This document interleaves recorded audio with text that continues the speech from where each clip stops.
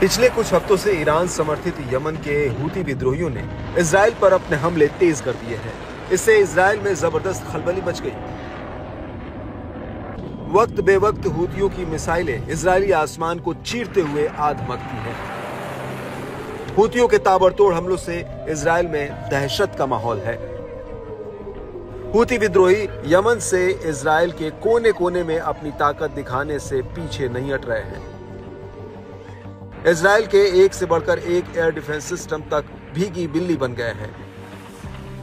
यमनी लड़ाकों की खतरनाक मिसाइलें आयरन डोम जैसे सिस्टम की नाक के नीचे से इजराइल में तबाही मचा रही हैं।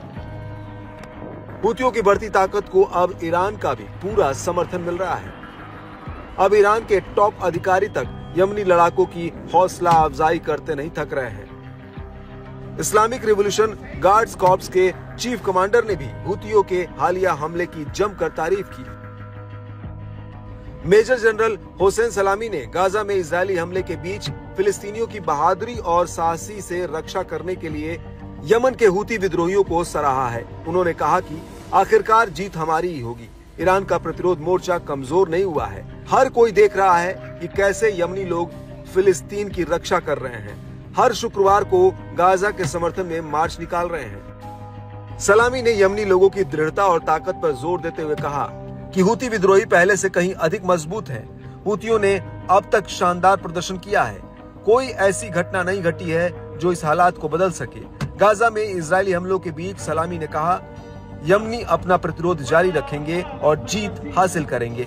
खास बात है कि यमन और इजराइल के बीच की दूरी करीब 2000 किलोमीटर है। लंबी दूरी तय करते हुए हूतियों की मिसाइलें इजरायली एयर स्पेस में आना नेतन्याहू के लिए बड़े खतरे की घंटी है। मालूम हो कि हाल में हूती विद्रोहियों ने इजराइल में हाइपरसोनिक मिसाइल से भी बड़ी तबाही मचाई है। बीते दिनों हूती लड़ाकों ने इजरायली राजधानी तेल अवीव में घुसकर बेन गुरियन एयरपोर्ट को निशाना बनाया था। दावा है कि ये अपने टारगेट पर सटीक हमला करने में कामयाब रहा। हूती विद्रोहियों के हमले में बड़ी संख्या में नुकसान हुआ है। साथ ही एयरपोर्ट पर हवाई यातायात भी बाधित हुआ है। हूती विद्रोही इजरायली एयर डिफेंस सिस्टम को गच्चा देने में कामयाब हो रहे हैं। हूतियों की कई नई मिसाइलों ने इजरायली बलों की मुश्किलें कई गुना बढ़ा दी है। इस बढ़े हुए तनाव में इजरायल की करीब आधी आबादी जाग कर रात गुजार रही है। इसकी वजह हूती विद्रोहियों के मिसाइल हमले का अलर्ट देने के लिए बजने वाला सायरन है, जिसके बाद लोगों को शेल्टर में जाना होता है। इस बीच इजरायली मीडिया आउटलेट यरूशलेम पोस्ट की माने तो हूतियों के साथ संघर्ष में उलझना इजराइल को मुश्किल में डाल सकता है। इस संघर्ष में इजराइल को कई तरह के नुकसान उठाने पड़ सकते हैं।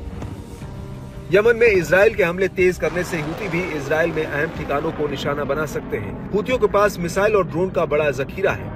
इसके अलावा यमन से इजराइल पर हमलों में बढ़ोतरी से दोनों देशों के बीच सीधा सैन्य टकराव हो सकता है।